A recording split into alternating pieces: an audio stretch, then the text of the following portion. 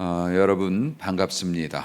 오늘 이 예배는 사순절 첫 번째 주간 예배가 됩니다. 오늘부터 40일 동안 십자가의 길을 걸으시는 예수님의 고난의 여정을 따라가려고 합니다. 해마다 믿음이 좋은 성도들은 이 사순절이나 또 고난 주간에 특별 프로그램들을 갖습니다. 금식도 하시고 또 묵상 기도도 하시고 교회에서 프로그램도 하고 그런데 참여도 하시고 그렇게 합니다. 심지어는 교회나 또 여러 기관에서 고난 주간 같은 경우에는 예수님의 그 고난을 재현하는 그런 프로그램도 하죠. 십자가에 실제로 매달아 버립니다. 진짜 손에다 못을 박아요. 그거 보면서 사람들이 눈물 흘리고 그럽니다. 왜 눈물을 흘릴까요? 얼마나 아프실까? 그러면서 눈물을 흘립니다. 제가 고등학교 때 신앙생활을 열심히 했습니다. 그리고 고등학교 선교단체에서 활동을 했어요. 수련회를 갔습니다. 여름 수련회였는데 수련회 밤에 행사가 있습니다. 연극을 하는데 뮤지컬 알렐루야라고 하는 그 연극인데 예수님이 고난 당하시는 그 부분을 재현을 하는 겁니다. 뮤지컬이에요. 그래서 십자가를 진짜로 큰 십자가를 사람이 매달릴 만한 십자가를 만들어 가지고 기도원에서 밤에 그 십자가를 메고 이제 행진을 하는 겁니다. 아래 운동장에서 저 위에 성전까지 오르막길을 골고다를 재현하는 거죠. 그런데 그 십자가를 질 이제 사람을 찾는 거예요. 선배들이 그 십자가 질 사람 남자들한테 학생들한테. 근데 아무도 지겠다고를 안 해요. 왜냐하면 진짜 때린다 그랬거든요. 예, 요거는 리얼하게 하기 위해서 진짜로 때릴 건데 그거 맞으면서 질 사람 그러니까는 아무도 진다는 얘기를 안 하는 겁니다. 그래서 또 제가 누굽니까? 여러분의 목회자인데 그 당시에는 목회자는 아니고 고등학생이었지만 제가 하겠습니다. 자, 그랬습니다. 그래가지고 옷을 재판받고 옷을 이렇게 찢어가지고 십자가를 매기 전에 몇 대 맞는데 진짜 때리는 거예요. 그 가죽 벨트 가지고 진짜로 세게 때리더라고요. 그러니까 뒤에 있던 여학생들이 비명을 지르면서 울고불고 난리가 났어요. 몇십 명이 이제 같이 갔었거든요.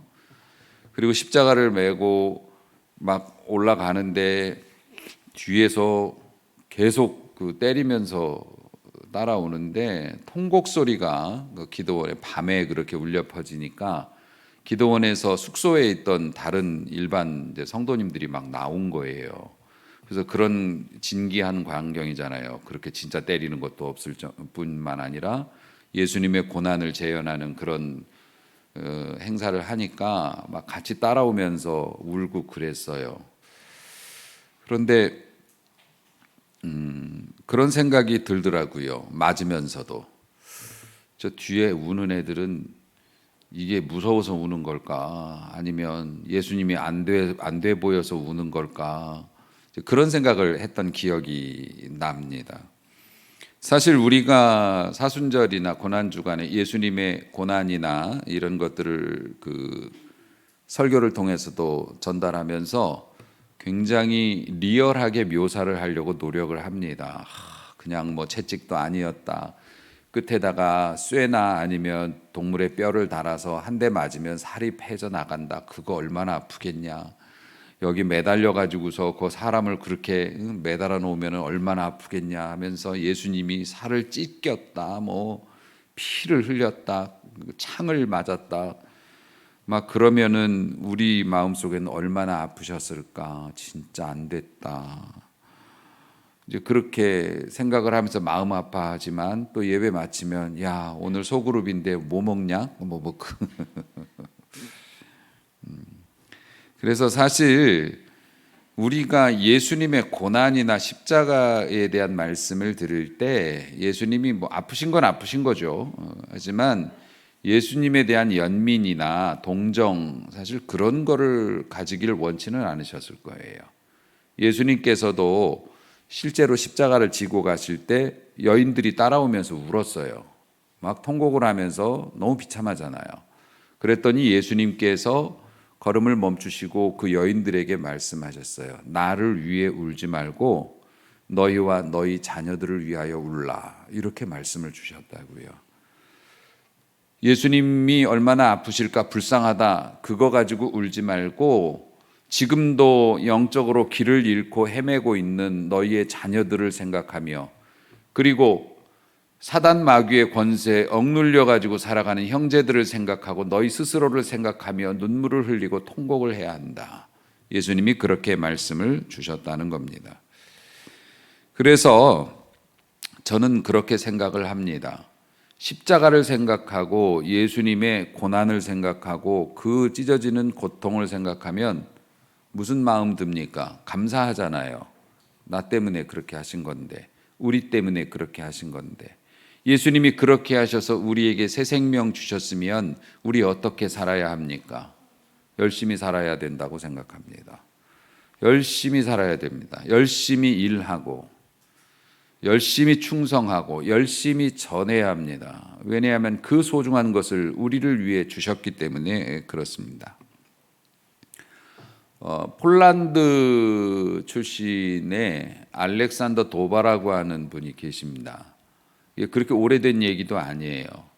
이 알렉산더 도바라고 하는 분이 화학 공장에서 평생 직장 생활을 하시다가 은퇴를 하셨습니다. 근데 은퇴를 하고 나면 할 게 없지 않습니까? 그래서 이분이 취미 생활로 뭘 했냐면 카약을 배웠습니다. 우리나라하고는 다르니까요. 카약을 배웠어요. 아시죠? 조그만 배요. 이렇게 혼자 이렇게 놓져 가지고 가는데. 근데 이분이 카약을 너무 좋아했나 봅니다. 그래가지고 이분이 64세의 나이에 이 카약을 타고 대서양을 혼자 건넙니다. 대서양을 90일 동안 이거를 카약을 타고 혼자 촐랑촐랑 노를 저어가지고서 무려 5,300km래요. 그 거리가 서울 부산 400km인데 그거 한번 차 타고 왔다 갔다 하는 것도 힘들어서 가네 못 가네 그러는 판인데 5,300km를 90일 동안 그 좁은 카약에서 혼자 노를 저어가지고서 자력으로 그걸 대서양을 횡단을 했다는 겁니다.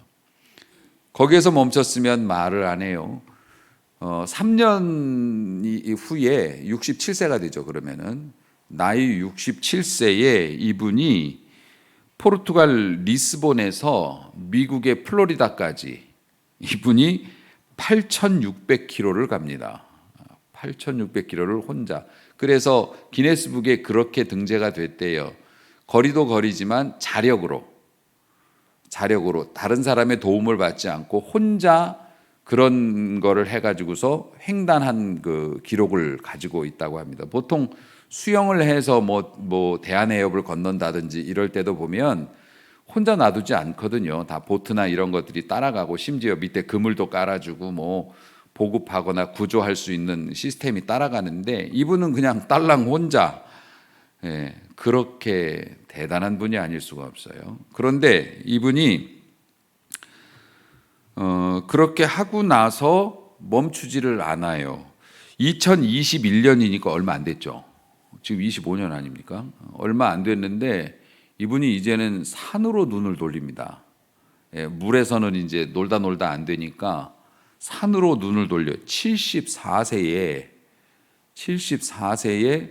아프리카의 최고봉이 킬리만자로라고 하는 산이 있습니다. 그 산은 우리나라의 제일 높은 산이라는 백두산을 2개 쌓아놓은 것보다 더 높아요. 높이가 5,800m니까. 아프리카의 킬리만자로를 등정을 합니다. 물론 그런 건 이제 혼자 가는 게 아니고 팀하고 같이 갔겠지만 킬리만자로 정상에 올라갑니다. 74세의 나이에. 근데 이분이 그것보다 더 유명해진 게 뭐냐면은 이제 등산을 해서 정상에 올라가면 기념사진 찍지 않습니까? 이제 기념사진 찍으려고 그러는데 나 잠깐만 저 바위 위에서 좀 쉬었다 오겠다고 그 바위에 앉아서 쉬다가 그대로 돌아가셨어요. 예. 예술로 가셨습니다. 아주 그냥 가시는 것도. 그러니까는 어떤 분이 이렇게 글을 썼습니다. 진짜 인생이 뭐냐? 무덤까지 단정하고 안전하게 가는 게 인생의 목표라면 그건 너무 싱겁다. 완전히 기진맥진하고 우리 막 어떤 막 작업을 하던가 운동을 하던가 막 이럴 때는 막 다 망가지지 않습니까? 망가지면서도 이 목표를 향해서 막 뒹굴고 뛰고 하지 않습니까? 그렇게 기진맥진해서 완전히 흐트러진 상태로 결정적인 순간에 슬라이딩을 해서 세이브 하려고 그 홈을 향해서 달려드는 그런 선수처럼 우리가 천국에 갈 때 그렇게 슬라이딩 하듯이 완전히 막 헝클어진 모습으로 다이빙 하듯이 천국에 들어가서 이야 기가 막히게 살았다. 사실 그게 더 멋있는 삶이 아닐까. 이 도바 할아버지처럼 말입니다. 그래서 저는 이번 사순절을 여러분들에게 그렇게 제안을 드리고 싶어요. 우리가 예수님 불쌍해서 어떻게 예수님 아파서 미안해서 어떻게 계속 그러고만 있을 게 아니라 우리가 하나님의 은혜에 감사하고 주님이 하신 일을 명확히 안다면 우리도 이 사순절 기간 동안에 계속 무릎만 꿇고 있을 것이 아니라 오히려 더 열심히 살아봐야 되겠다. 더 충성스럽게 하나님의 은혜가 감사하니까요. 그 은혜가 너무 크니까. 그래서 우리도 우리에게 주어진 일들을 잘 감당하고 특별히 우리가 하는 일 중에 제일 값진 일이 뭡니까? 복음을 전하는 일이겠죠. 다른 이의 영혼을 위하여 염려하고 그 영혼을 구하기 위해서 나도 예수님처럼 희생하고 손해보고 그렇게 그를 섬겨서 예수님 부활하심을 기뻐하는 부활절에 우리 주님 앞에 아름다운 생명의 열매를 같이 드리면서 그렇게 기뻐할 수 있는 부지런한 성도가 될 수 있기를 주의 이름으로 축복합니다. 오늘 읽은 이사야 53장의 말씀은 우리의 구세주가 되신 예수님의 고난과 승리를 상징하는 구약시대 저 멀리 아주 오래전에 아직 오시지도 않은 메시아의 모습과 그분이 행하시는 일들을 그대로 묘사해 놓은 예언이에요. 이 예언이 그대로 이루어졌죠. 일단은 1절에 보면 우리의 전한 것을 누가 믿었느냐 여기서부터 말씀이 시작됩니다. 목회자들이 이 말씀만 들으면 눈물이 글썽해요. 일평생 우리 성도님들 많던 적던 바라보며 그분들이 하나님의 은혜 앞으로 더 가까이 나오길 원해서 이리 오라고 계속 부르지만 성도님들은 가능한 할 수 있는 한 멀리 떨어지려 합니다. 아예 벗어난 분들은 교회 밖으로 벗어난 분들은 어떻게 할 수 없지만 교회 안에 있는 성도들은 목회자들이 일평생 말씀을 증거하고 이런저런 애를 쓰면서 하나님의 은혜 앞으로 계속 모으지만 항상 가능한 최대한의 거리를 벌리면서 성도들이 그렇게 지낸단 말이에요. 그게 여러분들이 나빠서가 아니라 우리 인간의 본질이라는 겁니다. 안 믿는 사람이 아니라 믿는 사람이 그렇다는 겁니다. 그것을 보면서 일평생 소가리를 하며 그렇게 지냅니다. 하나님의 은혜, 하나님의 말씀이 목회자를 우울증에 빠지게 하지는 않지만 하지만 거기에 못지않는 영적인 부담감과 죄책감을 가지고 목회자는 그렇게 살아갑니다. 그래서 이사야 53장 1절을 보면 우리의 전한 것을 누가 믿었느냐? 여호와의 팔이 누구에게 나타났느냐? 우리 성도들 중에 어떤 사람이 하나님의 능력을 받아 변화되었을까? 일평생 목회를 해도 내가 전한 하나님의 말씀을 누가 받았으며 누가 그 말씀으로 변화되었는가? 여기에 대한 의문을 끊임없이 품고 살아가는 것이 목회자의 심정입니다. 옛날 선지자들도 마찬가지였죠. 택도 없죠. 그 당시에는 인권도 없습니다. 교육도 없습니다. 지금은 예수 그리스도와 하나님의 하신 일에 대해서 방대한 하나님의 말씀이 주어져 있고 시스템이 갖춰져 있어서 무조건 인정하고 들어가잖아요. 교회에서는. 하지만 옛날에는 그런 것도 없습니다. 그냥 지나가는 사람이 그때 전하는 겁니다. 그러니까 얼마나 막막했겠습니까? 그러면서 그는 묘사를 합니다. 그는 주 앞에서 자라나기를 연한 순 같고 마른 땅에서 나온 뿌리 같다. 오실 메시아에 대해서 특징 두 가지를 표현했어요. 하나는 이제 봄이 되면 우리가 보겠죠. 연한 순이 나옵니다. 그 얼마나 연약합니까? 그냥 건들면 톡 하고 터질 것만 같은 그렇게 연약한 모습으로 메시아가 온다. 아기의 모습으로, 그리고 부족한 가난한 자의 모습으로 온다. 그리고 마른 땅에서 드러난 줄기 같아요. 그게 뿌리 같아요. 그게 뭡니까? 우리가 큰 나무들 보면 이 나무 뿌리 중에서 땅 위로 돌출이 된 뿌리들이 있습니다. 그러면은 흙하고 이렇게 엉켜가지고 흉하죠.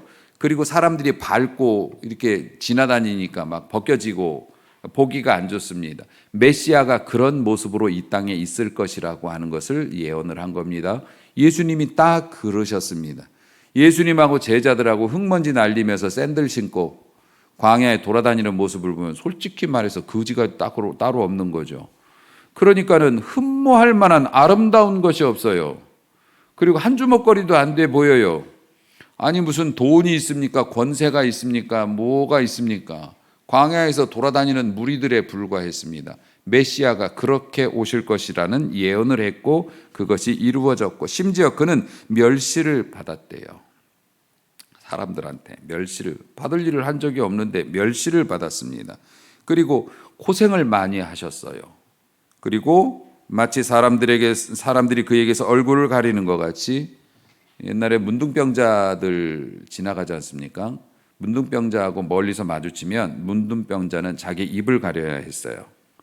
입을 가리면서 나는 부정하다 소리를 질러야 돼. 그 소리 안 지르면 문둥병 감췄다고 그래가지고서 처형당할 수 있었거든요. 그래서 멀리서 문둥병자가 사람을 보면 나는 부정하다 하면서 입을 가리면서 숨어야 했고 오는 사람들은 그거 보는 것 자체가 부정하니까 눈을 가리면서 안 보려고 지나갔다고요. 메시아가 사람들한테 그런 대접 받았다. 받을 것이다. 그리고 예수님이 그런 대접을 받으셨습니다. 그런데 사실이 뭐냐? 실제가 뭐냐? 우리의 질고를 지고 우리의 슬픔을 당하는데 우리는 그를 귀히 여기지 않아요. 그리고 나서 하는 소리가 뭐냐면 뭔가 맞을 만한 짓을 했으니까 맞았겠지라는 얘기를 했다는 겁니다. 하지만 실상은 뭡니까? 그가 찔린 이유는 우리의 허물, 우리의 잘못됨 때문이고 그가 상한 것은 우리의 죄악 때문이라. 그래서 어떻게 됩니까? 그가 징계를 받았기 때문에 우리가 평화를 누리고 그가 채찍에 맞았기 때문에 우리가 대신 나음을 입은 것이다 라고 메시아의 오심을 아주 정확하게 예언을 해 주셨어요. 사실 성경은 6절 말씀 보면 우리는 다 양 같아서 그릇 행하여 각기 제 길로 갔다 이렇게 묘사합니다. 성경이 그 사람을 묘사할 때 양으로 많이 묘사를 하지요. 그리고 이제 그 우리 주님을 목자라고 묘사를 합니다. 당시에 이스라엘이 목축을 하고 양이 많았기 때문에 뭐 양이라고 얘기할 수도 있지만 사실은 양이 가진 특징 때문에 사람들을 양으로 성경이 하나님이 묘사를 했어요. 너희는 내 양이다. 그 양의 특징 중에 하나가 모르겠습니다. 저도 양을 뭐 직접 길러본 적은 없지만 자료를 보면 양은 눈이 그렇게 안 좋다네요. 눈이 좋지 않고 그 다음에 좀 답답한 스타일인가 봐요. 그래서 얘네들은 풀을 다 뜯어먹고 근처에 풀이 없으면 그냥 멍하니 서 있는 데입니다. 보통은 먹을 걸 찾아서 돌아다니고 막 이렇게 냄새 맡고 돌아다니고 그래야 되는 거 아닙니까? 눈도 잘 안 보이고 하니까 다 먹으면 어쩌라고 그러면서 서 있는 거예요. 그러니까 데려다 줘야 돼요. 다음 풀이 있는 곳으로 이렇게 몰아줘야지 거기 가서 또 먹고 다 먹고 나서 이러고 서 있는 겁니다. 또 양을 보면 염소는 좀 다릅니다만 양은 이렇게 날카로운 뿔이나 이런 게 없지 않습니까? 공격 무기가 없고 초식 동물들은 보통 한 가지씩은 다 재주들이 있지 않습니까? 빨리 뛴다든가 그렇죠? 뭐 하다못해 얼룩말 같은 경우에도 생긴 건 그래도 나름대로 열심히 살려고 노력하지 않습니까? 얼룩말의 그 얼룩 무늬는 그 벌레들이 잘 달려들지 못하게 착시 현상을 일으키려고 그렇게 요란한 예비군복, 교련복을 입고 있고, 그리고 얼룩말이 그 무는 힘이나 발로 차, 굉장히 난폭하다고 그래요. 얼룩말도 발로 차면 큰일 난다고, 사자도 나가 떨어진다고 그렇게 하는데, 뭐 그런 것도 있고. 그런데 양은 아무리 생각해봐도 그런 게 없습니다. 심지어는 애들이 좀 한계 상황이 되면 자포자기를 합니다. 여러분 양털 깎는 거 여러분 영상 보신 적 있죠? 그냥 이러고 있습니다. 그러고 있어가지고서 심지어 양들이 혼자 다니다가 이 구덩이 같은 데 빠져갖고 전복이 되면 거꾸로 이렇게 뒤집어져 있으면 거북이처럼 못 일어나는 놈도 됩니다. 그대로 죽는 경우도 있다고. 그런데 성질은 고약해. 고집이 얼마나 센지 말을 안 듣는데요. 그래서 어떡합니까? 양몰이 개가 있지 않습니까? 개가 막 겁을 주고 종아리를 깨물어야지 이게 움직이고 그러지. 이게 또 고집이 세고, 어쩌면 우리 사람들의 모습을 그렇게 닮았는지 모른다. 성경이 그래서 우리를 양이라고 한다. 그래서 사실 우리들이 연약하지 않습니까? 잘난 체 하고 있지만은 연약하죠. 인간처럼 연약한 존재가 어디 있습니까? 돈 많으면 뭐 합니까? 많이 배웠으면 뭐 합니까? 자동차가 와서 꿍 하고 박으면 나가 떨어지면 짐승들은 털고 일어나는데 우리는 그냥 누워 있어야 됩니다. 감기 한 번만 걸려도 살아남기 어렵습니다. 여러분 나이 많이 먹어서 한 번만 넘어지면 어떻게 됩니까? 큰일 납니다. 이렇게 연약한 인간들, 그리고 똑똑하다고 말하지만 여러분 무언가에 중독되는 사람들 우리 곁에 많이 있지 않습니까? 그 사람들 보면은 참 그래요. 신천지 그렇게 방송에서 뭐 JMS 이런 거 그렇게 얘기를 해도 여러분 신천지 같은 데 가갖고 엎드려 앉아있는 사람들 이상한 사람들 아니에요. 우리보다 공부도 더 많이 하고 더 멀쩡해요. 그런데 거기 가갖고 앉아 있습니다. 인간이 그런 겁니다. 한번 이렇게 딱 세뇌가 되면 정말 바보짓 하는 게 인간이에요. 양하고 똑같은 겁니다. 그래서 이 양들이 목자를 따라가면 그나마 살 건데 고집이 세다 보니까 또 그것도 안 가려고 그래요. 가자면 가야 될 거 아닙니까? 지 능력이 안 되면 가야 되는데 고집이 세가지고서 목자가 이렇게 가자는데 안 가고 남아 있는 겁니다, 여러분. 난 싫은데 밥을 먹어야 되는데 살아야 되는데 그렇게 되면 어떻게 되겠습니까? 그건 목숨 부지하기가 어렵죠. 여러분 우리가 양 같아서 각기 제 길로 갔다고 합니다. 능력도 없으면서 각기 제 길로 그렇게 흩어졌다고 합니다. 그런데 우리 주님께서 그러한 인간들을 위해서 이 땅에 오셔서 연한 순 같은 그 양 같은 모습으로 이 땅에 오시고 그렇게 흠모할 만한 아름다움이 없는 것으로 이 땅에 오셔서 우리를 위해서 고난을 당하셨습니다. 그런데 여러분 사실 하나님께서 말도 안 되는 얘기죠. 스스로를 육신을 입고 이 땅에 오시겠다고 한 발상 자체가 사실 하나님의 위대하심을 보면 이해가 안 가는 건데 왜 하나님께서 그런 극단적인 행동까지 하셨을까? 그 사랑 때문에. 그 사랑이 어떤 사랑인가 하면은 제가 좋아하는 늘 사모하는 찬송가의 구절이 있잖아요. 내가 연약할수록 더욱 귀히 여기사. 네.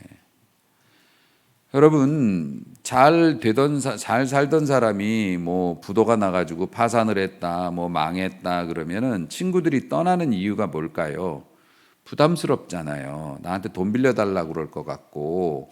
그래서 사실 관계가 멀어지게 됩니다. 사람은 사랑할 만한 가치가 있는 사람을 사랑하는 거고요. 그리고 필요한 사람을 사랑합니다. 사랑할 가치가 있는 사람에게 베풀고 나누어 주는 게 사람이라는 겁니다. 그래서 내가 사랑할 만한 가치가 없다고 생각하면 가차없이 뒤돌아서요. 그게 인간의 속성인데 하나님은 그러지 않으시다는 거죠. 사랑할 가치가 없어지고 기여할 만한, 나에게 도움을 줄 만한 그런 게 없는데 그러면 그럴수록 더 가까이 다가오신다. 제가 우스갯소리로 그런 말씀 드리지 않습니까? 여러분이 극단의 경건주의, 경건의 실천, 금식, 기도 뭐 이런 말씀 보는 거 이런 거를 많이 했을 때보다 여러분이 병들었을 때, 여러분이 죄 짓고 눈물 흘리고 있을 때, 여러분이 실패해서 사람들이 여러분을 막 이상하게 보고 막 멀어질 때, 그때 하나님이 훨씬 더 가까이 와 계신다는 거예요. 그게 기독교의 사랑이에요. 그거 닮은 게 뭡니까? 부모와 자식 간이죠. 부모도 자식이 잘 나가는 놈도 잘 돼서 대견하지만 자식이 잘 안 되면 더 마음이 쓰이는 게 부모죠. 요게 부모와 자식 사랑이 아가페적인 사랑이라서 하나님 사랑을 흉내낸 거라 그래요. 그런데 부모는 연약하잖아요. 부모도 인간이고 연약해서 부모도 지 죽게 생기면 자식 버린단 말입니다. 자식을 위해서 죽을 수 있다는 거는 가지고 있죠. 누구나. 자식을 위해 죽을 수 있어요? 그럼요. 그럼 지금 죽으세요. 그러면 죄송합니다. 그럴 수밖에 없는 게 부모라고요. 너무 힘들면 자기가 돌봐주고 싶어도 능력이 안 되는 게 부모지 않습니까? 그래서 하나님께서 이스라엘 백성에 대한 사랑을 표현하실 때 너희를 낳은 부모가 너희를 버릴지라도 나는 너희를 떠나지 않는다. 그런 상황이 와도 나는 너희를 떠나지 않는다. 여러분, 하나님의 사랑이 그렇게 역설적인 사랑입니다. 사실 목회자로서 일평생 목회를 감당하면서 영광스러운 일도 많지만 자존심 상하는 일도 많고 뜻대로 되지 않아서 속상한 일도 많고, 차라리 돈 버는 거 이런 거 뜻대로 안 되면 그냥 안 벌면 되는 건데, 먹고 살 만큼만 있으면 되는 건데, 목회자들이 추구하는 건 영적인 일이지 않습니까? 그리고 그거에 자신의 인생을 걸었던 목회자들이라 우리 성도님들의 그 말과 행동 하나에 일희일비할 수밖에 없어요. 그걸 안 하면 진짜 목사님이라고 할 수가 없죠. 살던 죽던 뭐 나는 직업이니까 뭐 나는 전하고 뭐 믿든 말든 말아라. 그런 게 어떻게 목사님이에요? 사꾼 목사님이죠.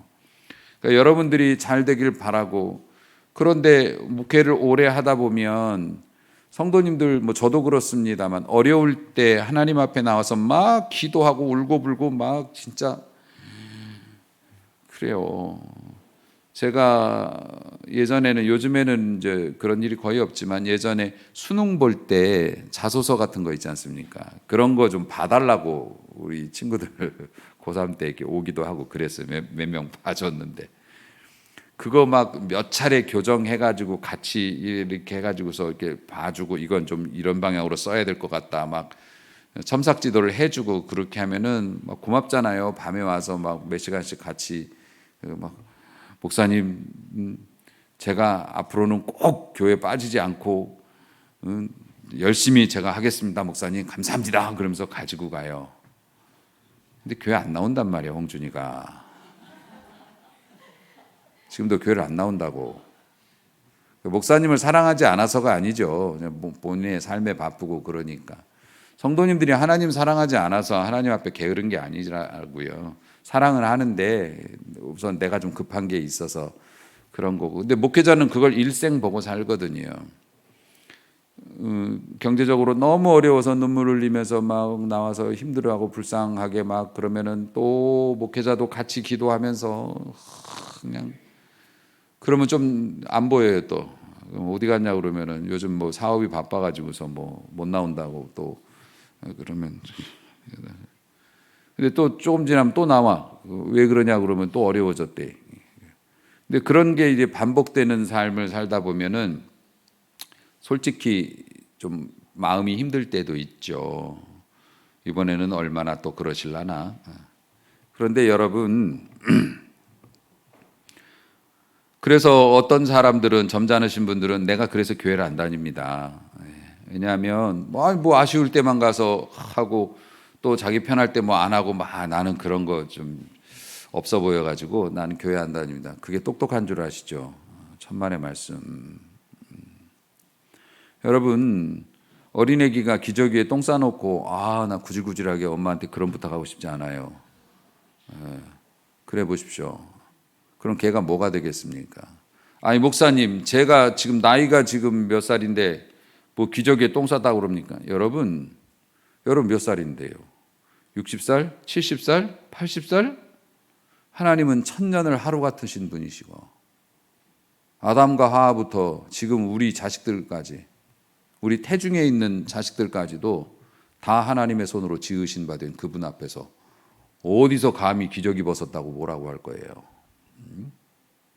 하나님 앞에서는 다 연약한 인생들이고 앞뒤 분간이 안 되는 것이 우리 인간인데 말이죠.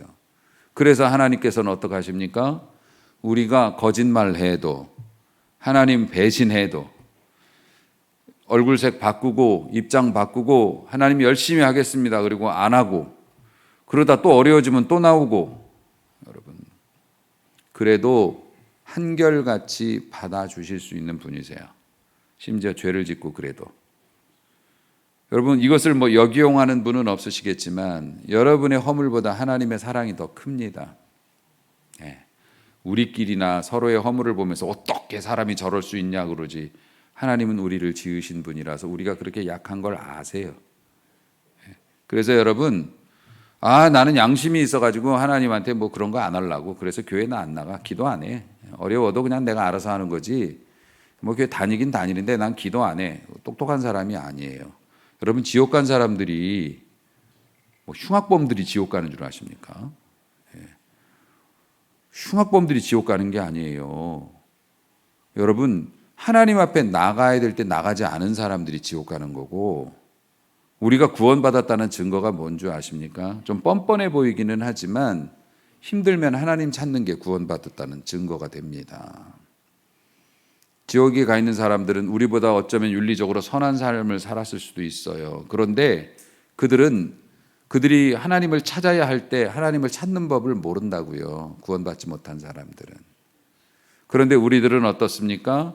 연약하고 부족하고 실수하고 뻔뻔하고, 그러지만 그래도 하나님 앞에 문제 생기면 하나님한테 가서 그분 붙잡는 거, 여러분 그걸 하나님은 믿음으로 보신다고요. 그러니까 하나님께서 용납하신 형제를 나쁘다고 말하면 안 됩니다. 교회에서는 그래야 돼요. 물론 지나치게 뻔뻔한 건 서로의 건강에 좋지 않으니까 좀 삼가해야 될 필요는 있지만은 그래도 면피는 해야 될 거 아닙니까?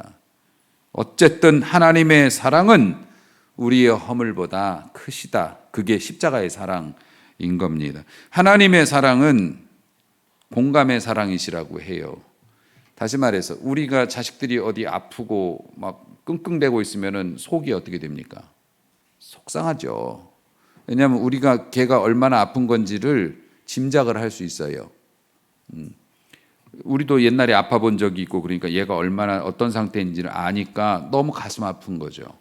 예수님께서 사역을 하실 때 광야로 이렇게 사람들을 피해서 광야로 가시면 사람들이 막 떼거리로 예수님을 찾아 나왔답니다. 하루는 예수님께서 산 위에서 보고 계신데 산상수훈 이제 하실 때예요. 오병이어의 기적하실 때.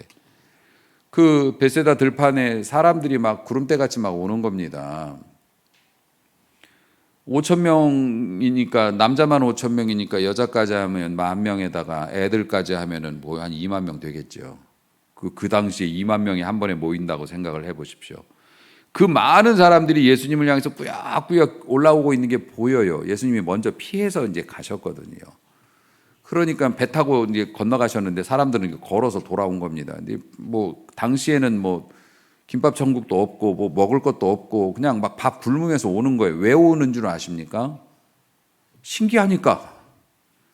구경거리 삼아 온 거예요. 그 예수님이 그 대단한 분이라더라. 야, 그 사람들이 당시에 시간이 많았거든요. 할 일도 따로 없고 직장이 있는 것도 아니고 다 농사 짓는 사람들이고 뭐 이러니까 신기한 사람이 왔다는 소문에 그렇게 몰려온 겁니다. 예수님께서 그들을 보시면서 민망히 여기셨다 이렇게 돼 있어요. 민망히 여기셨다는 거는 짧게 줄여 말하면 애간장이 끊어진다는 뜻이에요. 우리가 자식의 고통을 보면서 막 같이 뒹굴어버리는 그런 마음이 있죠. 예수님은 그 사람들이 유리하고 방황하는, 그러니까 유리한다는 게 방황한다는 뜻이거든요. 방황하는 양으로 보였대요. 목자 없는 양 같아서 목자 없는 불쌍한 양들이 사나운 짐승들한테 쫓겨다니면서 사는 모습으로 보였대요. 그렇게 예수님 앞으로 나오는 사람들이. 그래서 이제 오병이어의 기적도 행해 주시고 하셨습니다만은, 여러분 부모가 자식의 아픔을 보고 고통스러워하는 거하고 하나님께서 우리의 아픔을 보고 고통스러워하시는 거하고 차이점이 있습니다. 부모는 마음으로 짐작해서 고통스러워하지만 실제로 아프진 않잖아요. 그렇죠? 실제로 아픈 건 아니잖아요. 내가 아픈 건 아니잖아요. 하나님은 그걸 이제 성경에서는 체휼이라고 하는데, 내가 눈물을 흘리면 주님도 눈물을 흘리시는 거예요. 나는 너희의 고통을 안다라는 게 지금 같이 누린다라는 뜻이 됩니다. 그래서 여러분, 물론 이제 우리가 인간의 생각으로는 이해하기가 어렵죠. 그러면 내가 슬퍼서 울고 있으면 예수님도 지금 거기서 울고 계신다고? 예수님이 한 분인데 뭐 그런 생각하면 그거는 너무 일차원적인 생각이라, 하나님은 그게 가능하시죠. 우주와 만물을 창조하신 분이. 하나님의 사랑은 뭐냐면 체휼의 사랑이에요. 그래서 우리의 한숨과 우리의 두려움을 아시고 겪으시는 거예요. 그러니까 어떻게 됩니까? 절대로 우리를 그냥 버려두지 않으신다는 겁니다. 그래서 이 사순절에 하나님의 그 깊으신 그 사랑을 여러분이 이해하신다면 좀 더 하나님과 친밀하게 지내실 수 있게 되기를 주의 이름으로 축복합니다. 뭘 따지고 그렇게 재고 그럽니까? 뭘 따지고 그렇게 재고, 이거 기도하면 받아주실까 안 받아주실까, 뭐 이거 하면 왜 그럽니까? 우리 아버지 어머니에게 나가서 우리가 마음껏 구할 수 있는 거 아닙니까? 야단을 맞더라도 부모님한테 그래도 가야 되는 거 아닙니까? 우리가 문제가 생겼으면 그냥 가는 겁니다. 우리 주님은 우리의 고통과 우리의 두려움과 우리의 걱정을 다 채우라고 계시는 분이라서 우리의 기도를, 우리의 나옴을 멸시하지 않으신다. 그게 십자가의 사랑인 겁니다. 그러므로 사랑하는 성도 여러분, 우리가 왜 열심히 살아야 합니까? 하나님께서 그 사랑으로 우리를 구해 주셨으니까, 그만큼 소중한 생명이니까 우리가 열심히 살아야 되겠고, 여러분 사순절을 어떻게 보내는 게 좋다고 말씀을 드렸나요? 금식하고 통회하고 자복하는 거 좋죠. 하지만 교회 장의자에 앉아서 두 손 모으고 이렇게 기다리기만 하는 사순절이 아니라, 우리가 하나님의 은혜에 감사하니까 열심히 살아야죠. 여러분 직장도 열심히 다니시고 또 가족들에게도 더 열심히 하시고, 웬일로 아빠가 안 하던 설거지라고 대청소를 한대? 사순절이잖아. 나도 우리 가족을 더 사랑하는 마음으로 열심히 해보려고. 여러분 금식하면서 기도하는 것보다 가족들이 훨씬 더 은혜 받아요. 그게 경건 생활입니다. 여러분의 삶에서 그런 이유로 여러분이 열심히 산다면 여러분은 진짜 예배하는 사람이 되는 겁니다. 그리고 우리가 할 수 있는 모든 일 중에 가장 값진 일이 뭡니까? 다른 형제를 불쌍히 여기는 거예요. 그래서 주님의 마음을 달라고 기도하세요. 그러면 어떻게 불쌍하겠다, 그게 아니라 그 사람의 고통이 내 고통이 되는 거예요. 그 사람의 고통이 내 고통이 되면 어떻게 해야 돼요? 그 사람을 도와주지 않고는 견딜 수가 없는 거죠. 그게 주님의 마음입니다. 그래서 그 영혼을 구하기 위해서 하나님을 알아보지 못하고 눈이 감겨갖고 여기에 쿵 부딪히고 저기에 넘어지고 이러면서 예쁜 옷을 입혀놨더니 흙바닥에 뒹굴어가지고서 그런 사람이 돼 있는 우리 형제 자매들을 영적인 눈이 감겨서 자기 소견에 옳은 대로 열심히 하는데 하는 것마다 죄를 짓고 하는 것마다 모양 빠지게 하나님의 자녀로 살아야 되는데, 그 형제들을 보고 견딜 수 없는 마음이 되는 게, 그게 주님의 마음을 갖는 거죠. 그래서 복음을 전하는 겁니다. 이번 사순절은 우리가 경건에서도 승리하지만 하나님께서 우리에게 맡기신 일들을 최선을 다해 감당해서, 부활절 아침에 우리 예수님 만날 때 저도 예수님처럼 시체처럼 누워 있었어요. 그러지 말고 우리 정말 흐트러진 모습으로 열심히 했어요. 주님 아직 완전하진 않지만 저 진짜 열심히 하고 주님 기다렸습니다. 이렇게 맞이할 수 있는 건강한 성도로, 또 사순절을 준비하는 경건한 신자로 그렇게 쓰임 받으시길 주의 이름으로 축복합니다. 기도하겠습니다.